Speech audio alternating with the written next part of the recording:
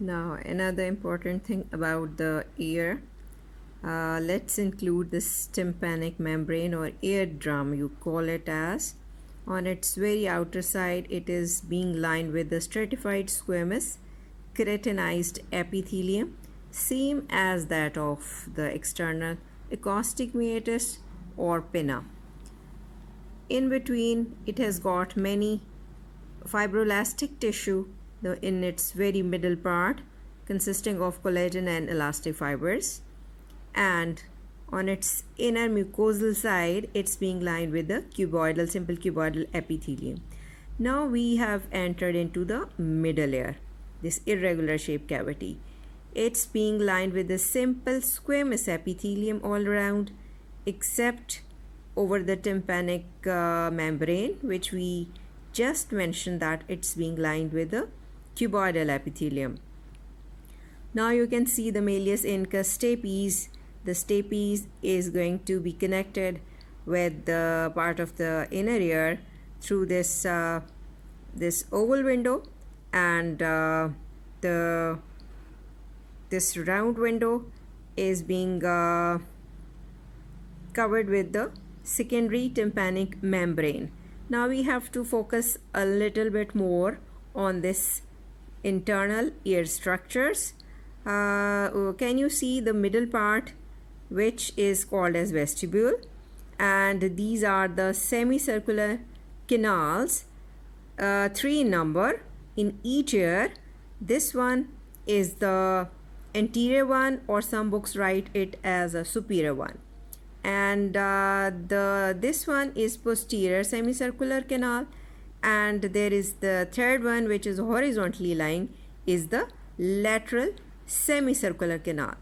Now I would show you how the bony shell appears and how the membranous labyrinth of this internal ear appears. For this I have to focus on another diagram of a book.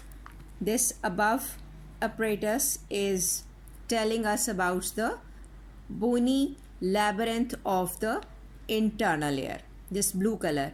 You can well imagine, if you find a boiled egg, you get the outer harder shell as a bony labyrinth, and when you break it up, inside you get a membranous like covering, which you can quote that it resembles with that of the membranous labyrinth, because it is fulfilling whole the structures inside of that bluish bony labyrinth which is marked here. So keep a clear concept that if you hold an egg in your hand, the outer harder shell is the bony labyrinth, and the inner membranous coating is like that of the membranous labyrinth or the inner membrane of the egg.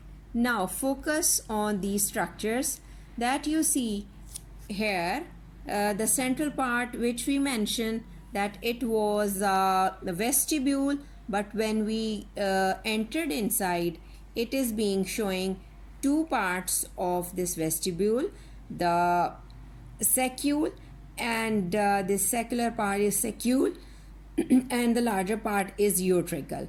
And you can find the sensory receptors, which you call them as macula of this saccule and utricle.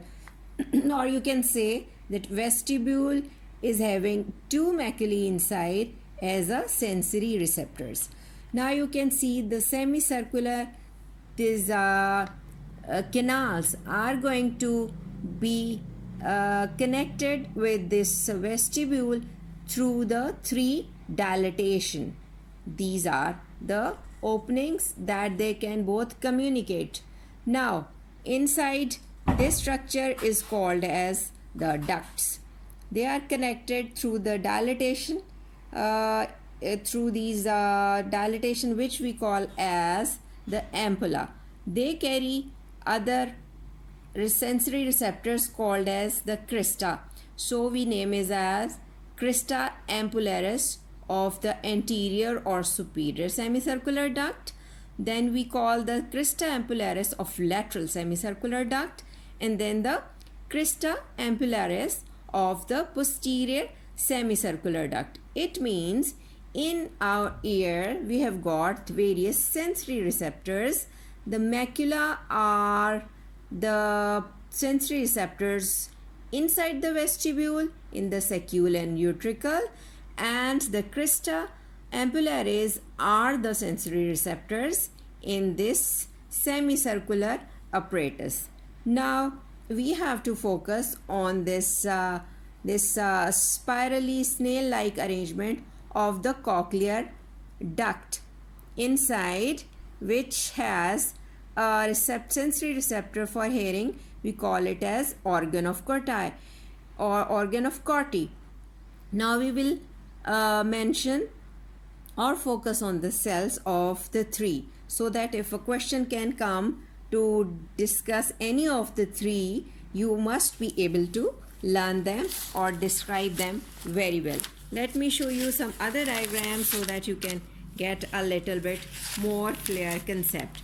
The thing you should keep in mind here again in the same diagram, that the macula, these if I can point it out, the macula, these sensory receptors detect linear movement or static position of your head. So you can say they are supposed to deal with the static balance of your body.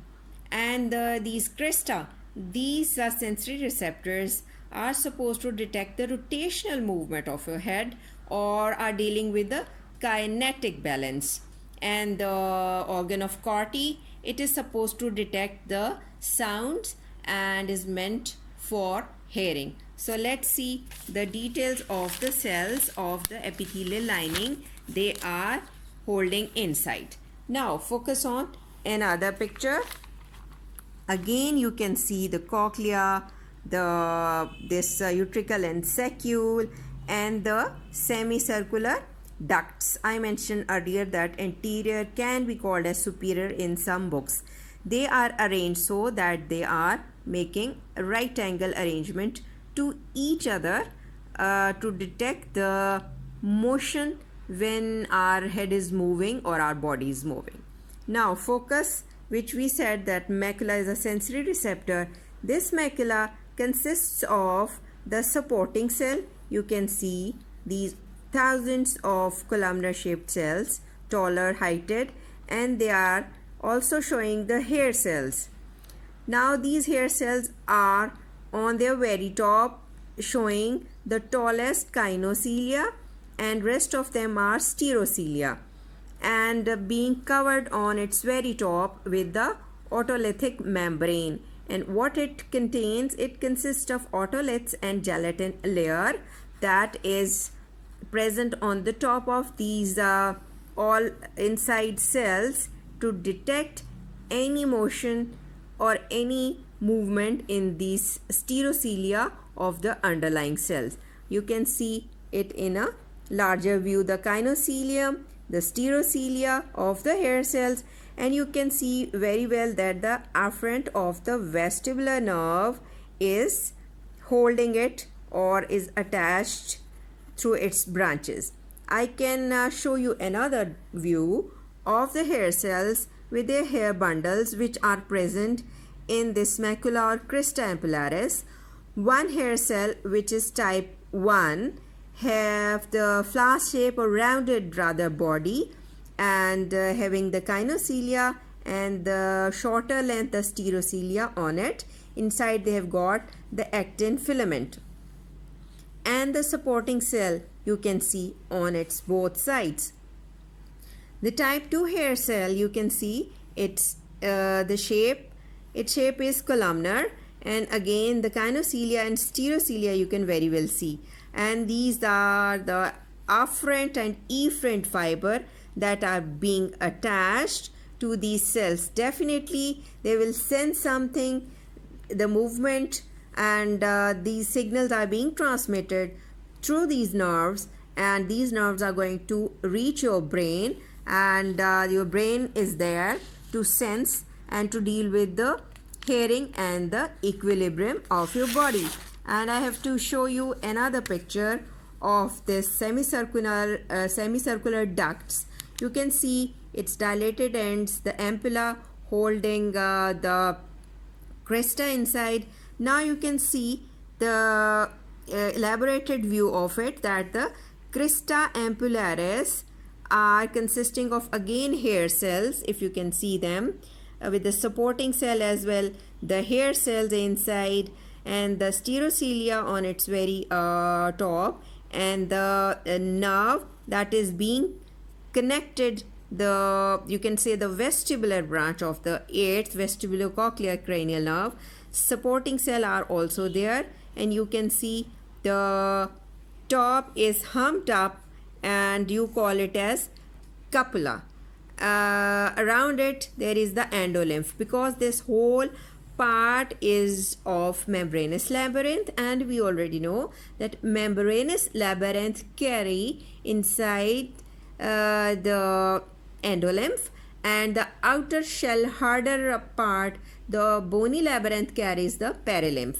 Now we have to focus on the organ of Corti because that can be asked. But before going to this, we have a cut section and we can see the bone all around as an endosteum, and we see the 3 compartments of the bony wall. The scala vestibuli, when you cut the cochlea, the upper compartment is scala vestibuli and the lower compartment is scala tympani, and these two are being separated through a third compartment being formed by the cochlear duct, and we call it as scala media. Now this scala media is separated from the scala vestibuli through vestibular membrane, which is also called as Resner membrane. The name, another name given to that vestibular membrane, that is a partition in between these two compartments, you would say. Then you can see that the scala media has been separated through the scala tympani through the basilar membrane. Basilar membrane is that membrane over, you can see, the organ of Corti. And let me show you a little bit larger view of it. Now you can very well see that this organ of Corti is resting on the basement or basilar membrane and showing the taller columnar shaped cell. These are the inner hair cells, you can see, and here you can see the outer hair cells. Then there are the outer phalangeal cells, and in addition to that you can find the inner tunnel being lined up on its margin through the pillar cells, because they are giving the pillars for the inner tunnel. And you can see other columnar cells called as supporting cells. So many cells, they make up this special sensory organ of hearing, the organ of Corti. If a note comes to you or anything that you have to draw, kindly focus on the cell, remember their name and how they are gonna be arranged, and they are being on the very top lined with the tectorial membrane, which is acellular gelatinous type of membrane, and it is present on the top of the inner and outer hair cells, you would say, plus the phalangeal cells and the pillar cells. And on the very top, if you can see, the stereocilia are present on the hair cells. So this whole apparatus will help you to understand how you have to learn and how the microscopic picture appears. You can see the tectorial membrane, the basilar membrane, the inner and the outer hair cells and the supporting cells. Everything is being clear here. So that is all for today.